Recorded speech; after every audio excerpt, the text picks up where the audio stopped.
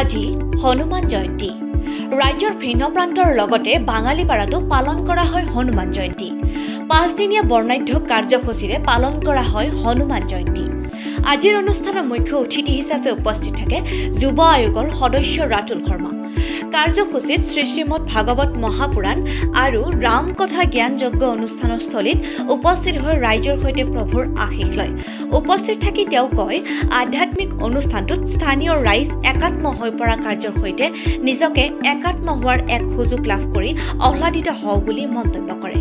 ইয়াৰ পিছত বিকাশ নিৰলা অথবা তেওঁৰ মাতৃ হৰি নিৰলা আজি আমাৰ গড়েশ্বৰ বিধানসভা সমষ্টিৰ অন্তৰ্গত শুক্লাই চেৰপাং অঞ্চলৰ এইটো এটা বাঙালীপাৰা অঞ্চল আৰু এই বাঙালীপাৰা অঞ্চলত আমাৰ সকলো ৰাইজে লগ লাগি ইয়াত এটা সুন্দৰ হনুমান মন্দিৰ স্থাপন কৰিছে। ইতিমধ্যে হনুমান জয়ন্তীৰ সৈতে সংগতি ৰাখি 5 দিনীয়াকৈ ভাগৱত পাঠ আৰু ৰাম কথা জ্ঞান দিয়াৰ এটা অনুষ্ঠান পাতিছে। খুব সুন্দৰ এক আধ্যাত্মিক পৰিৱেশ। গতিকে আজি এই হনুমান জয়ন্তীৰ দিনাখন ইয়াত উপস্থিত হৈ বাঙালীপাৰা অঞ্চলৰ ৰাইজৰ সৈতে একেলগে ইয়াত পূজা অৰ্চনা কৰিবলৈ পাই ৰাম কথাৰ কিছু জ্ঞান আহৰণ কৰিব পাই নথৈ আনন্দিত হৈছোঁ। অহা সময়ছোৱাত বাঙালীপাৰাৰ ৰাইজৰ সৈতে একেলগে লগ হৈ এই ধৰণৰ আধ্যাত্মিক অনুষ্ঠানেই হওক বা যিকোনো ইয়াৰ সমস্যাৰ সৈতে তেখেতসকলৰ সৈতে সমানে একাত্ম হ'বৰ কাৰণে চেষ্টা কৰিম। আজি তেখেতসকললৈ কথা বতৰা পাতি মত বিনিময় কৰি অত্যন্ত আনন্দিত হৈছোঁ।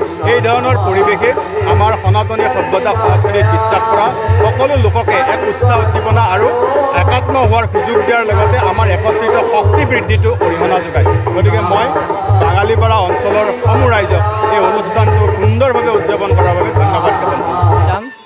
আমাৰ সনাতনী সভ্যতাৰ মূল বিন্দু যোনটো আধ্যাত্মিক দিশ মহাপুৰাণ, শিৱ মহাপুৰাণ বা মহাপুৰাণ, আৰু এই মহাপুৰাণ হ'ল 5 দিনীয়া মহাপুৰাণ। আজি অন্তিম দিন।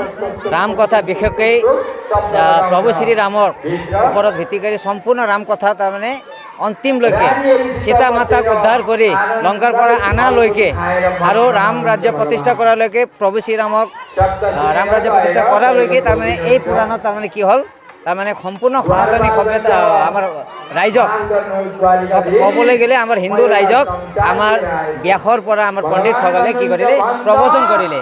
তাৰ যোগেদি আমাৰ সমাজৰ মাজত ঐক্য সম্প্ৰীতি সদ্ভাৱ একতা সমাজ নিৰ্মাণৰ যোগেদি ৰাষ্ট্ৰ নিৰ্মাণৰ কাৰণে এইটো আমাৰ কি হয় এটা প্ৰচেষ্টা হয়।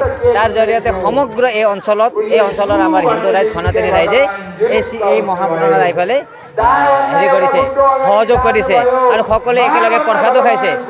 ইয়াৰ ওপৰত সংগতি ৰাখি আমাৰ এজন বিশেষ ব্যক্তি শ্ৰদ্ধাৰ আমাৰ যুৱ নেতা ৰাতুল শৰ্মা ডাঙৰীয়া, অসম চৰকাৰৰ যুৱ আয়োগৰ তেখেত সদস্য, তেখেত এজন বিশিষ্ট সমাজসেৱক তথা সকলোৰে তেখেতে সঠিক সময়ত আহি আমাৰ এই অঞ্চলৰ ৰাইজক প্ৰভু শ্ৰীৰামৰ তথা হনুমানৰ আশীৰ্বাদ ল'লে, একেলগে প্ৰসাদ গ্ৰহণ কৰিলে আৰু আমাৰ এই অঞ্চলৰ সমগ্ৰ এই অঞ্চলৰ 3500 ৰাইজক তেখেতৰ আধ্যাত্মিক দিশৰ পৰা কিছু প্ৰবচন কৈ আমাৰ ৰাইজক তেখেতে কি কৰিলে উৎসাহিত কৰিলে। তাৰ কাৰণে আমাৰ ৰাতুল শৰ্মা ডাঙৰীয়াক বিশেষ ধন্যবাদ।